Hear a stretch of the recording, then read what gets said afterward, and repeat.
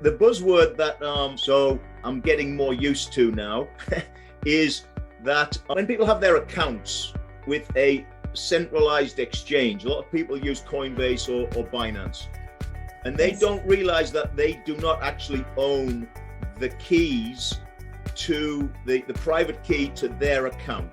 And that's called a custodial account, because you're giving custody to somebody else. You're giving the rights to access your keys to somebody else. Whereas in this case, you have direct control over the keys, the private key to the transactions that are going on in your account on that particular blockchain, whether it's VE Chain's blockchain or the Bitcoin blockchain or the Ethereum blockchain. You own those keys, and that's called a non-custodial account, non-custodial wallet.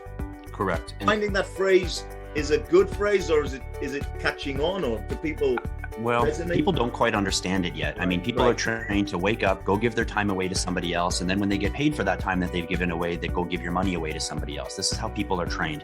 So we want to reach people and show them a different way. When you take your paycheck from work and you put it into your bank, you do not own your money. When you take your paycheck and you put it into any kind of an investment firm or online bank or anything like that, you don't own your money. Your money is in the possession of somebody else. With these devices, you can now take your money, you can put it into your wallet, literally your physical wallet in your pocket, and you now have custody. So if the bank decides tomorrow to shut down and say, sorry guys, we're having trouble with our finances, the doors are closed, you can't have access to your money. Well, I still own my money because nobody is in custody of it but me. So I can still make a transaction, I can still buy food, I can still do these things. So it gives me a freedom, not just the ability to hold my own money. And when I have myself diversified, now I have the opportunity to not only be a custodian of my own money, but now I can earn on my own money, and I can invest on my own money, and I can make money on my own money instead of giving my money away to an intermediary and saying, here, go make money on my money, and please give me a small percentage of it. And due to inflation, charge me a very, very, a small amount to secure that money as well. All in the end, you're being used as a tool to give me your money so I can make money on your money, and I'll give you a small reward back. And this is a cycle that people need to break by having the freedom, and I'll repeat, freedom, to hold your own finances in your hand and interact when you want. If I want to make a payment to you right now for a blockchain training course that you gave me, I don't need to give you an IOU. And what I mean by that is, here's my credit card number, here's my IOU, and behind the scenes, Visa's going to make sure that I pay them later, and this paperwork trail is going to get created over here. Or I'm physically at your store and I pay you with my debit card, and I think it's so simple. I just tap with my debit. But really, you haven't gotten any money and I haven't paid you. All I've done is given you an IOU. And in the background, my bank over here over the next 3 days is going to communicate with your bank over there, and they're going to transfer those funds. And there's going to be a cost to all that associated, as opposed to me just walking up to you and saying, hey, thanks for the course. Beep, I paid directly from me to you. The operability of this is something on a new level. This is something that's not normal. And because of that, it's going to create a little bit of initial resistance. But overall, when people start, again, just like the blockchain training courses, when they start seeing the use case, the benefit of it, then they're going to realize, wow, I can hold my own money. I can interact with my own money. I can become the master of my ship in my financial world. And I don't have to be a college degree financier to do this. I just have to pay attention and really just open my mind a little bit and try something new, try a new experience of this. And as you do, you'll start to realize, wow, I don't need to be paying someone else to be looking after my money for me. And not only that, there's a great opportunity to grow my money.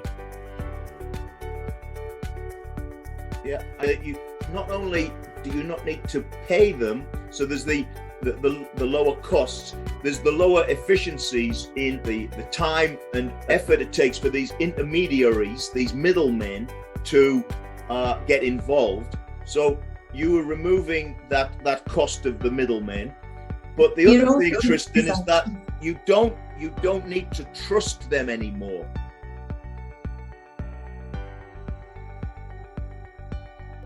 We've always had the trust, and it's eroding very, very quickly.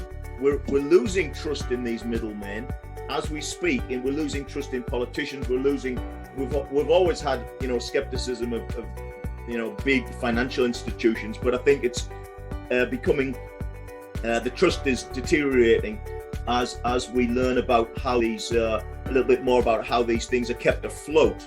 For example, with government fiscal policies that if they change, if they just with the stroke of a pen, a government decides to change their policy on quantitative easing, right, and suddenly the interest rates go up and all hell breaks loose. At the moment, we're trusting the politicians not to do that. John, take a look at Lebanon, what happened just a few months back. All the people in Lebanon going about their daily lives, and all of a sudden they wake up one morning and their bank says, sorry guys, we closed our doors. You no longer have access to your money. Now think about that unless you live there and you've gone through this, think about this for a real moment. Think about you wake up today, you go to take out some money because you need to put gas in your car, and all of a sudden, sorry, your bank's closed. You have no access to it. Well, I hope a whole bunch of you are carrying some lettuce underneath your mattress or hidden in your vault, because if you're not, well, how are you going to live? All of your money is just taken from you. Why? Because guess what? It wasn't yours to begin with. You chose to give it away to somebody else via your bank. Somebody else. Yeah. If you lived in Lebanon at that time and you had your money on these devices, you would still be able to go out and buy yourself whatever you need. Even though a bag of rice went to $1 billion, you could still go out and you can transact because you have your money. Nobody can tell you that you can't have it or can't transact in it. Well,